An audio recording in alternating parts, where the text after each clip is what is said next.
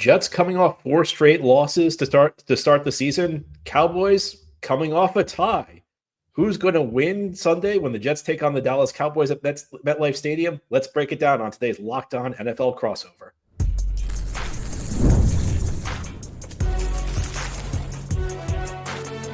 You are Locked On NFL crossover, part of the Locked On Podcast Network.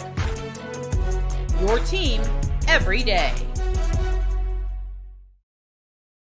Welcome on in, Cowboys fans and Jets fans. I am John Butchko, the host of Locked On Jets, alongside Marcus Mosher, the co-host of Locked On Cowboys. We're here to get you ready for Week 5 action as the Cowboys visit MetLife Stadium to take on the New York Jets. It's Crossover Thursday here on the Locked On Podcast Network, and you should know that Crossover Thursday is presented by PrizePicks. Download the PrizePicks app today and use code LOCKEDONNFL to get $50 in lineup after you play your first $5 lineup. Well, Marcus, great to chat with you. Very rare AFC NFC game where these teams actually met 2 years ago. So last time these teams played, it was week 2 of 2023. It was Dak Wilson's first start after Aaron Rodgers' injury, and the Cowboys won that game in a laugher.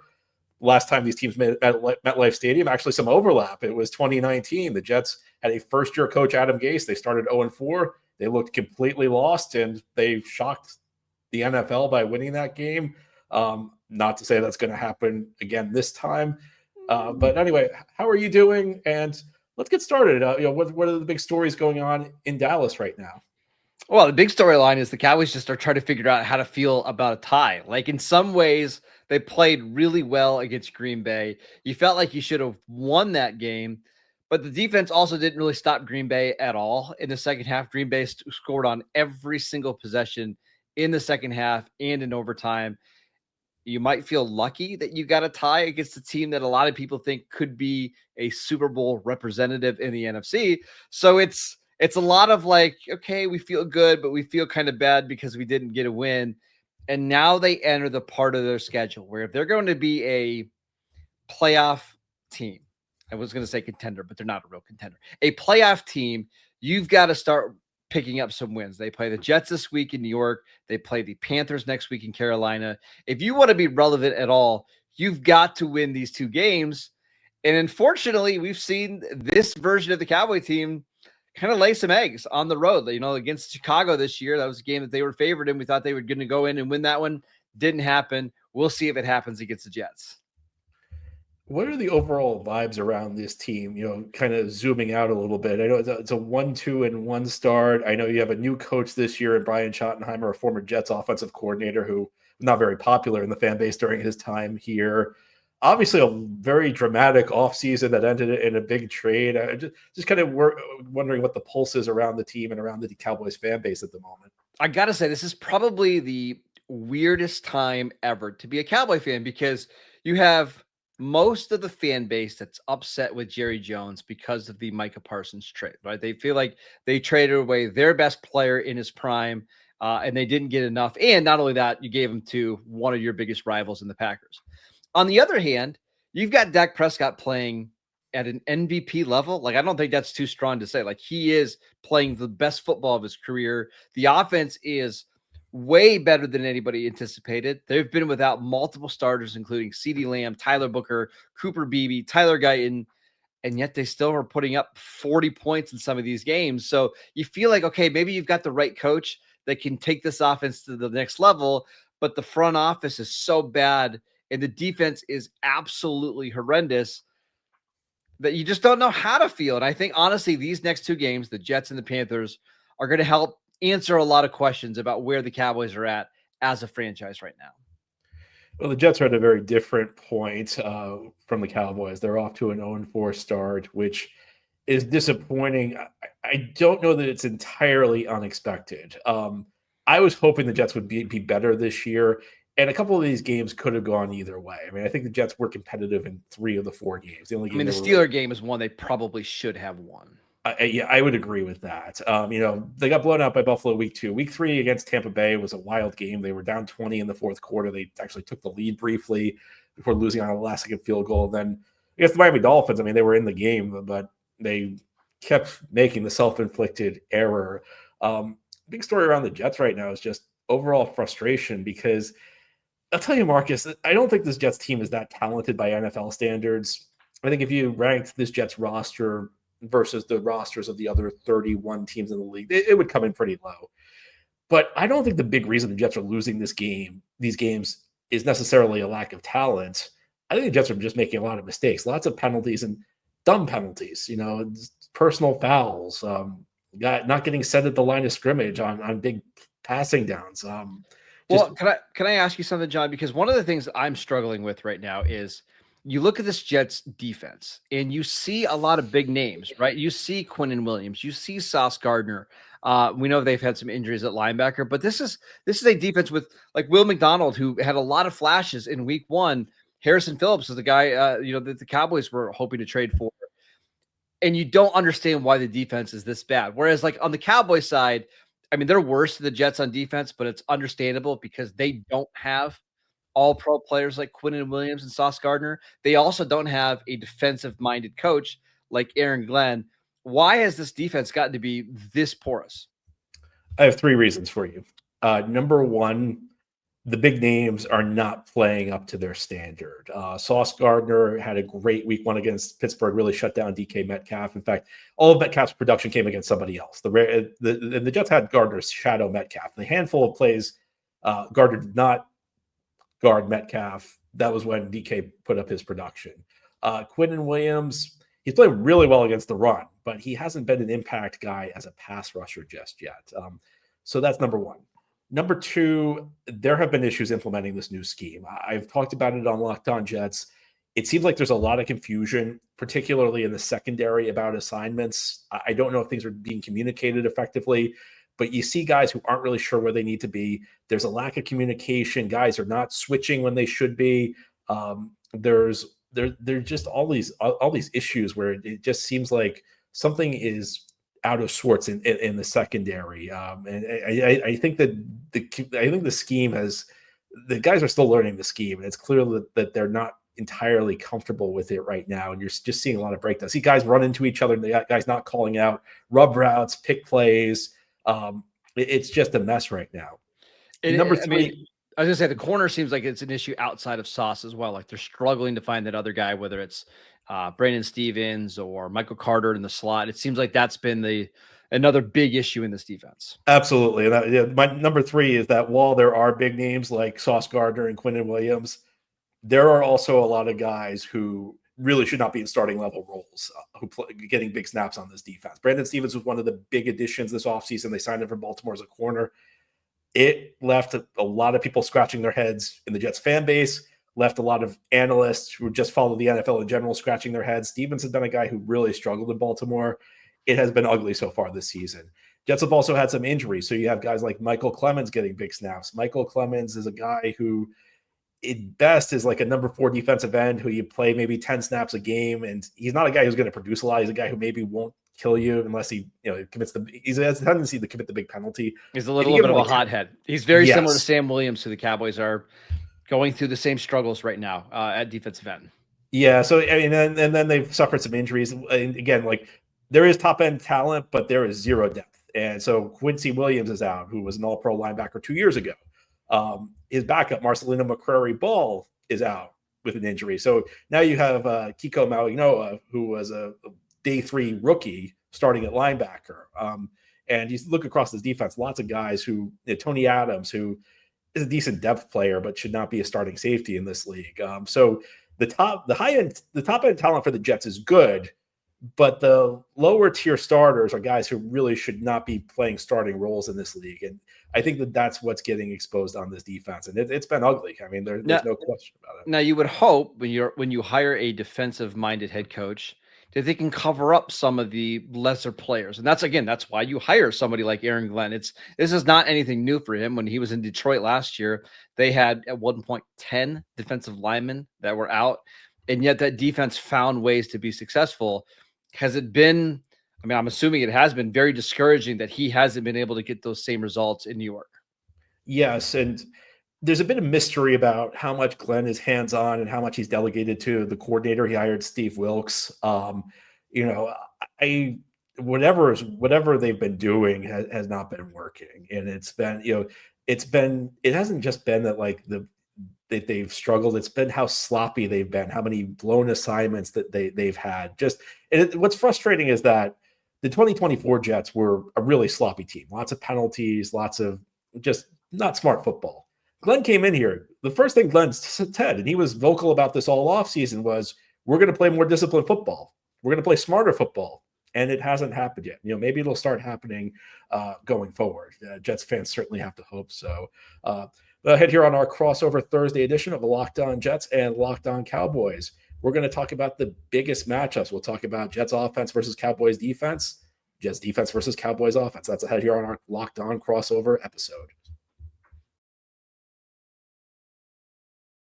Our crossover Thursday edition of Locked On Jets and Locked On Cowboys is brought to you by FanDuel. The NFL season is here, and FanDuel is making sure you're ready for kickoff with a can't-miss offer. Because right now, new customers can bet just $5, and if your bet wins, you'll get $300 in bonus bets to use across the app. FanDuel fits however you like to bet. Player props, building a same-game parlay, or even jumping in live as the action unfolds. It makes every game more exciting, whether you're watching your team or just keeping an eye on your fantasy lineup. It's quick, easy, and the best way to add a little bit more energy to Sundays. And looking ahead to this Sunday, Cowboys coming to MetLife Stadium to play the Jets. Dallas, a 2.5-point road favorite. If you've been watching the Jets all year, that's no surprise. You would expect the Jets to be home underdogs to the Dallas Cowboys. So are you ready to play? Download the FanDuel app now by visiting FanDuel.com to get started. That's FanDuel.com to place your first $5 bet. Today's Locked On crossover is also brought to you by Wayfair. When you think game day, you may not think Wayfair, but you should, because Wayfair is the best kept secret for incredible and affordable game day finds. Wayfair has everything you need to get your space ready for the season, whether you're tailgating outdoors or cheering from your living room. What's best about Wayfair is the selection. Wayfair has unique finds and options for every budget, so you can show off your team spirit without overspending. Delivery is fast, free, and hassle-free, which is a lifesaver when you need something in time for kickoff. From outdoor essentials like folding chairs and patio heaters to indoor must-haves like TD stands and serveware, Wayfair has it all in one place. Wayfair is your trusted destination for all things game day, from coolers and grills to recliners and slow cookers. Shop, save, and score today at wayfair.com. That's WAYFAIR.com. Wayfair. Every style, every home. It's Crossover Thursday here on the Locked On Podcast Network. I'm John Butchko, the host of Locked On Jets, alongside Marcus Mosher, the co-host of Locked On Cowboys, getting you ready for Week 5 action. Dallas Cowboys coming to MetLife Stadium to take on the Jets. One of two trips by the Cowboys to MetLife Stadium this season, because, of course, the Cowboys are in the NFC East. They also take on the Giants each year. Marcus, let's talk key matchups. What do you have your eye on in this game? I don't know if I really want to have my eye on this matchup, but it's the Jets offense against the Cowboys defense. And John, I don't know if your listeners know, but the Cowboys defense is awful. And awful is actually maybe too nice. It's the worst unit I have ever seen in my life. They did not force the Packers to punt in the second half in an overtime. The Bears scored, I think, on their first 6 possessions against Dallas. Russell Wilson threw for 450 yards and 3 touchdowns, and he was benched 2 weeks later. He averaged 11 yards an attempt. This defense is pitiful, and I think the concern is in this game, even Justin Fields, who is not maybe a franchise-level quarterback, can come into this game and have a ton of success. I was actually Googling Justin Fields' highest passing yardage total in the NFL in a single game. I think it's 335. Wouldn't be surprised if he gets it. But I think the bigger concern for me is, how do the Cowboys handle this run game? Because if I were the Jets, I would try to run the ball 40 times in this game. Let Fields handle it 10, 12 times. Give it to Breece Hall. Give it to Isaiah Davis. And just try to limit the number of possessions in this game, because you're going to have success moving the ball. The Cowboys have a bend but don't break defense, but they break on almost every single drive. So if you could put together these 10, 12, 14 play drives, you're just going to limit the number of times that your defense is on the field. That is terrifying for Cowboy fans. You say it's the worst defense you've ever seen in Dallas. And it's almost like a challenge to the Jets, because the Jets defense is up there this year. It has not been very good. I think that what you said, though, makes sense, because it kind of plays into what the Jets' offensive identity is. The Jets want to run the ball. On Monday night against Miami, they ran the ball 13 of the first 14 plays. Now, little caveat, there were a couple designed passes where Justin Fields took off on a scramble, but this is Jets team that wants to run early and often. So that could very well be the type of thing that they look to they look to get going. I think that they very well could be running the game plan that you suggest. I'm going to give you my first matchup. Garrett Wilson versus Daron Bland. Garrett Wilson is the Jets' number one receiver, and he's had 3 seasons in the NFL. He's been over 1,000 yards 3 times. And Marcus, I probably don't need to tell you, the Jets' quarterback play has not been that great during Garrett Wilson's time in the NFL. Even last year with Aaron Rodgers, who, Aaron Rodgers, obviously a 4-time MVP, a future first ballot Hall of Famer.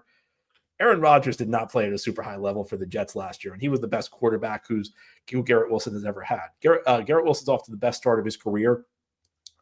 He's really the one option and really the only option through the first 4 games. Now there was a guy I'm going to talk about a little bit later who may have stepped up against Miami and maybe kind of sliding into the number 2 role in the Jets offense, but he's the only reliable guy the Jets can throw to on the offensive side of the ball. So defenses know that they have to key on Garrett Wilson, but Garrett Wilson's still been getting numbers. He's through the first 4 weeks, he's on a 1,300-yard pace. So Jets passing game runs through Garrett Wilson. Even though they're a run first team, look, it's the NFL. The Jets are not running the wishbone here. We're not, a triple option team. The Jets might not be a bad idea this week, honestly, but go ahead. Yeah. Well, I still think the Jets are going to throw the ball. So I think Garrett Wilson's going to, Garrett Wilson's going to be an important guy. Can I try to name all the quarterbacks that Garrett Wilson has caught passes from in his career? Let's see: Justin Fields, Tyrod Taylor, Zach Wilson, Aaron Rodgers. There was Joe Flacco, Mike White. There was a Tim Boyle game in there, a Trevor Siemian, and I think I'm missing one, but I think I got them all. It's not a great list. I think you might be right about that. I think Trevor Siemian was the one that I was expecting Trevor Siemian to be the one that tripped you up. But yeah, it's been rough. But I do think you're right to highlight this matchup because Daron Bland has been dealing with a foot ankle injury. He just got back on the field last week against Green Bay, and Green Bay went at him. And as you would expect, that's a guy that's coming off an injury.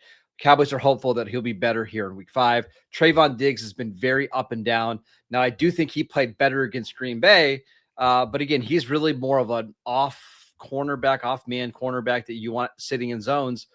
The Cowboys have paid a lot of money for their 2 cornerbacks, Diggs and Bland. They're hopeful that this is like a matchup they can exploit. You look at the receivers outside of Garrett Wilson, and nobody really scares you. I think Allen Lazard was the only receiver for the Jets to catch a pass last week. This is a matchup the Cowboys have to win if they want to win this game. And based on just what we've seen over the last couple of weeks, whether it was Luther Burden or Romeo Doubs or Roma Dunze or Malik Neighbors or Wan'Dale Robinson, I don't feel all that optimistic about it. Do you have a second matchup?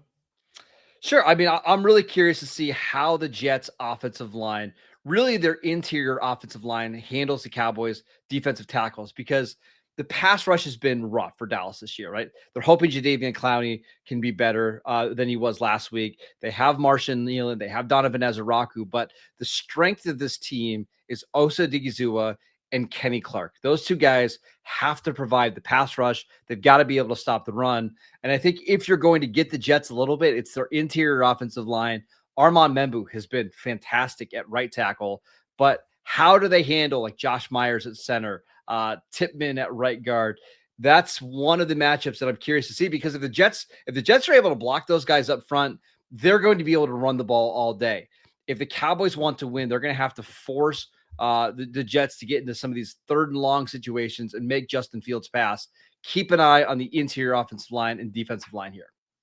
Great minds think alike. I almost went with that as my second matchup because I agree with everything you just said. I think that is an absolutely critical matchup. But the second matchup I went with was Quinnen Williams versus the interior of the Dallas offensive line, because I know the Cowboys have been a little bit banged up on the interior. As I said earlier, Quinnen Williams is playing the run really well this year. He rushed the passer very effectively against Pittsburgh week 1. He's been kind of quiet since then. And like I said earlier, the Jets secondary has been a bit of a mess in recent weeks. So if the Jets have any chance of slowing down this Cowboys offense, it has to be from the pass rush.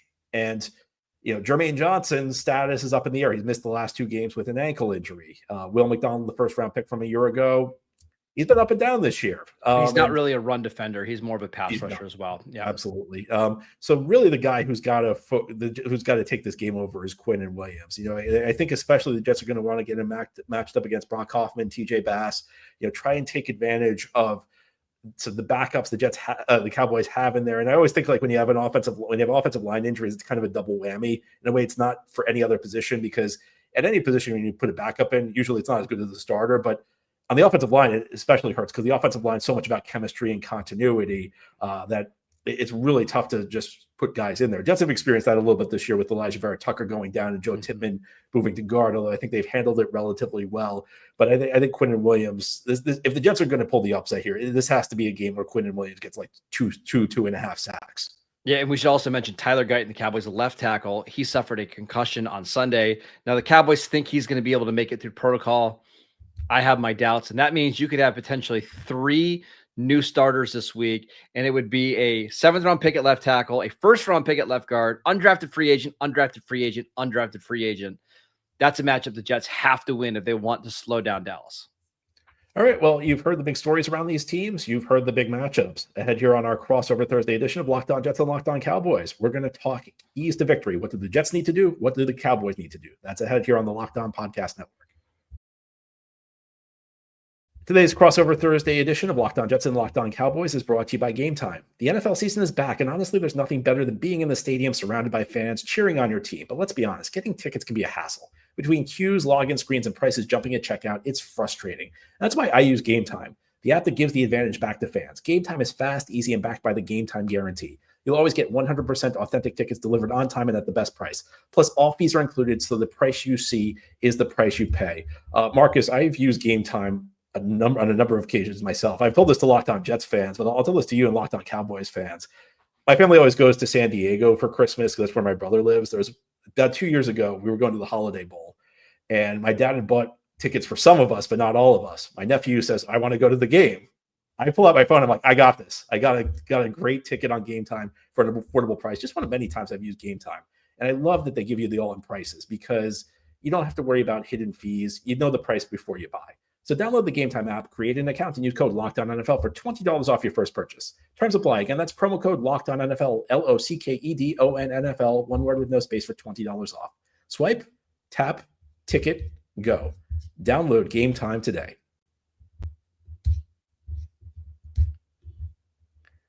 It's Crossover Thursday here on the Locked On Podcast Network. I'm John Butchko, the host of Locked On Jets, alongside Marcus Mosher, the co-host of Locked On Cowboys. All right, Marcus, it's time to talk keys to victory. What's your first key for the Dallas Cowboys? The first one is just do your job, right? Like, I think, and I'm going to diss the Jets a little bit here.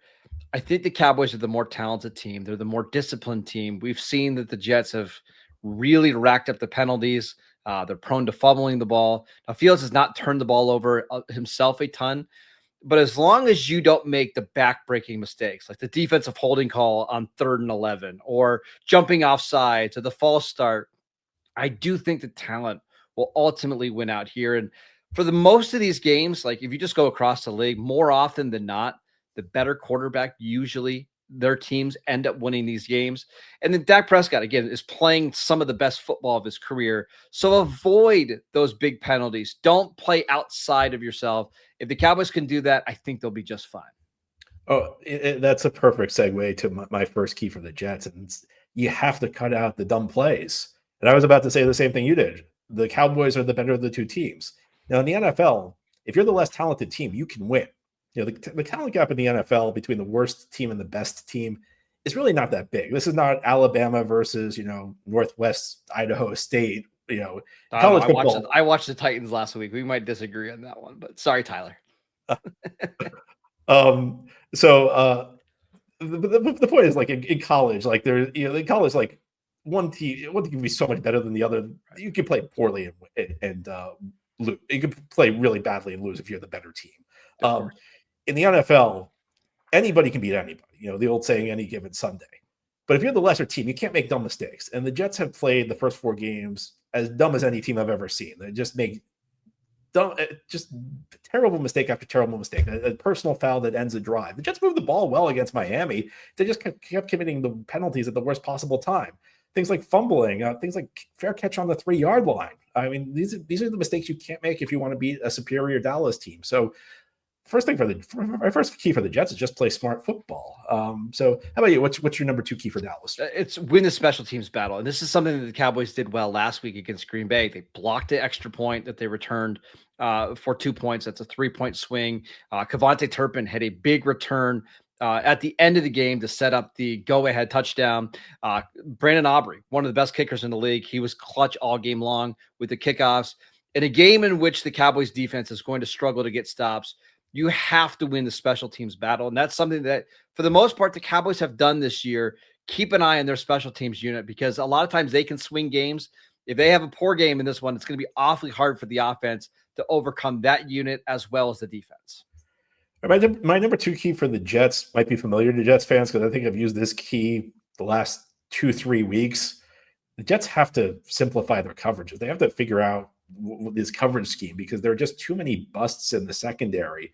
I mean, there was a play on a 3rd down against Miami where they had nobody assigned to Tyreek Hill. I mean, they essentially, like, it was the easiest completion of Tua Tagovailoa's life. It's a 3rd down play. He's going to look to his number 1 receiver, and nobody's covering him. And that seemed like it was by design by the coverage the Jets ran.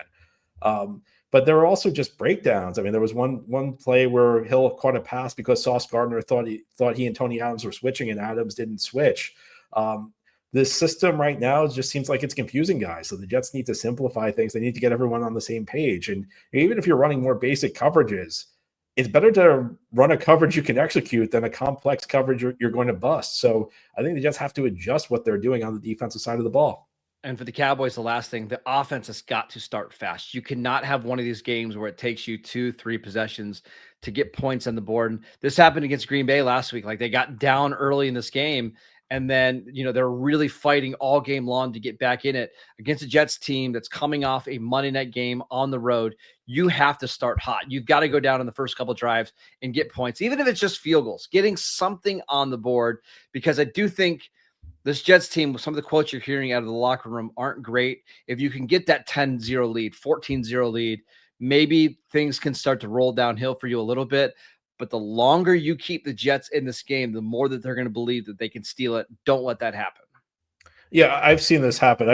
I've got a lot of experience watching bad Jets teams. And one thing I've noticed is when the Jets have a bad team and they're able to pull an upset, it's when the other team gets off to a slow start, momentum starts to build, and the Jets start to believe. So I think that's a great point that you make. My 3rd key to the Jets is continue to get Mason Taylor involved. I mentioned earlier that Garrett Wilson is the number 1 receiver on this team. And through the first 3 weeks of the season, there really was no second option. In week 4, we started to see a second option emerge. It was a rookie tight end, Mason Taylor, who got off to a slow start, which is not surprising. Tight end's a tough position to transition to in the NFL. Taylor's not a finished product. He's actually the son of Hall of Fame defensive end Jason Taylor and the nephew of linebacker Zach Thomas. A guy who's got great family ties to the NFL, but it started to feel like he was coming on against Miami.